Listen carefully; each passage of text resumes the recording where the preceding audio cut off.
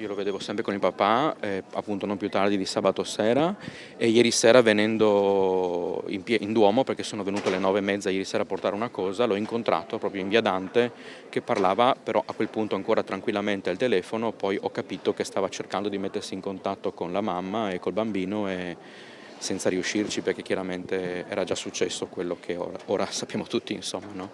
Beh, chiamarla famiglia è un po' azzardato, ecco, no? C'è sicuramente dei legami, però da tanto tempo deteriorati e segnati da una profonda fragilità, ecco, sicuramente un po' da tutte le parti. La mamma sicuramente l'ho conosciuta, l'ho vista tante volte, veniva da me in ufficio tante volte a chiedermi un aiuto per il lavoro, per l'abitazione, rendendosi benissimo conto che non era quello il problema, ecco, no? C'era bisogno di un aiuto dal punto di vista di accompagnamento più che psicologico, ecco, di una grande fragilità interiore e mentale.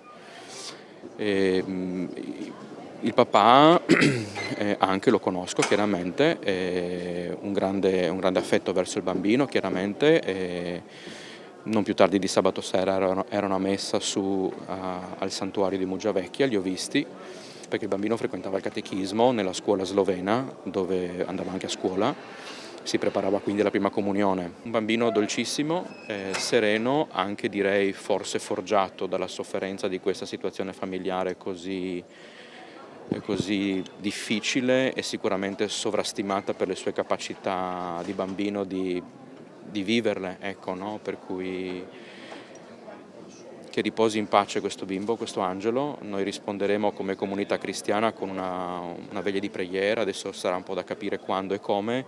Sicuramente una situazione attenzionata, ecco, no? Che ora colpisce al cuore la nostra comunità, sia perché riguarda un bambino ucciso dalla mamma, che è una cosa che non esiste. Ci sono due vite dietro a questo, c'è la vita di questo bambino che ora se la vede, vede il volto di Dio, ecco, no? Quindi se ne occupa il Signore ed è nelle mani più opportune.